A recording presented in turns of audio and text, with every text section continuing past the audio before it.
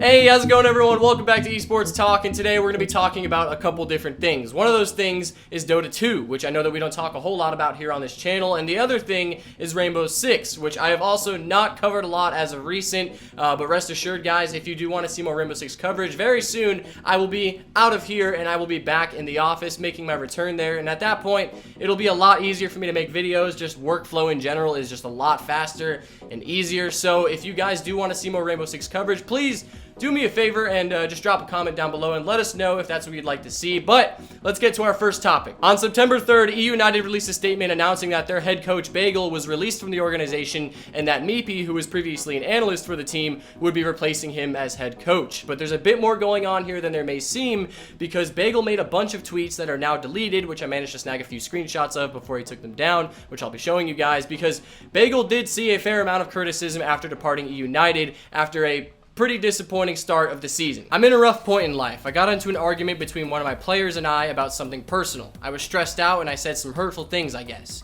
Management felt like I shouldn't stay in the house because they don't believe anybody can move past it.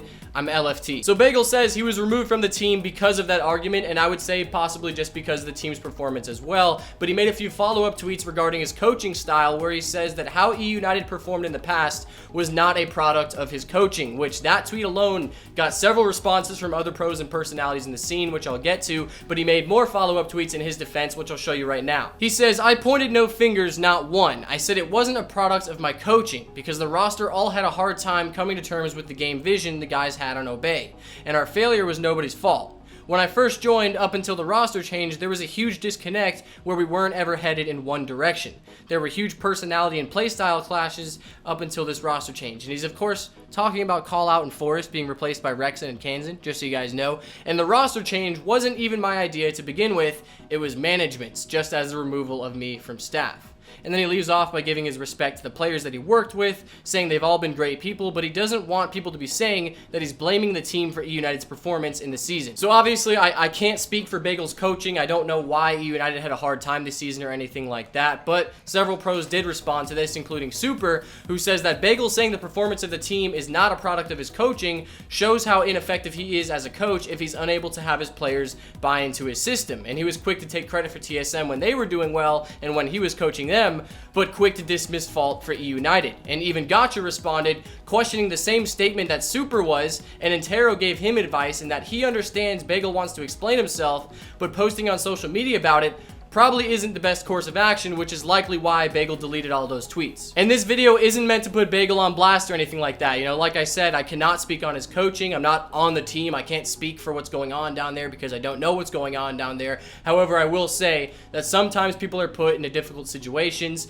and in this particular situation, in Bagel's, he's being fired from his job, and obviously that evokes an emotional response. So while I do think it would have been better if he did not say anything and if he did not make these tweets, I at least understand where he's coming from.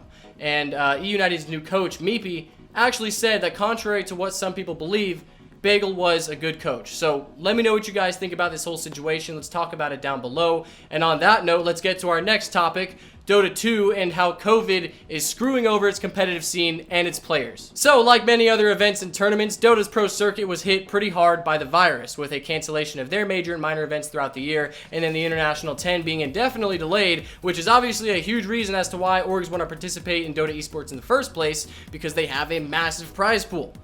The biggest prize pool, I should say. And when those events are canceled, it leaves some orgs with no choice but to drop their teams because they have no way of sustaining or funding them when that prize money isn't rolling in, and when there's no timeline in sight for when Pro Circuit will actually return. And unfortunately, that's what we're seeing here with teams GeekFam and Reality Rift. Both teams announced this month that they would be dropping their players, at least for the time being, until Valve updates us on when Pro Circuit and the International would actually be returning. And this obviously sucks for a lot of reasons, but it was especially unfortunate for GeekFam because they had flown to LA for the ESL 1 major just for the lockdown to begin 36 hours before the tournament was supposed to start. So then they had to fly everyone back home, leaving them all disappointed and a bit upset at Valve for not giving any updates or any information as to when Pro Circuit and when the International would actually take place. And following this, Valve finally responded with some news regarding when Pro Circuit would continue and when TI10 would happen, and they said there's going to be a few third-party events and leagues that are taking place in other regions, but they're anticipating Pro Circuit to continue in the first month or two of 2021. So that's good news.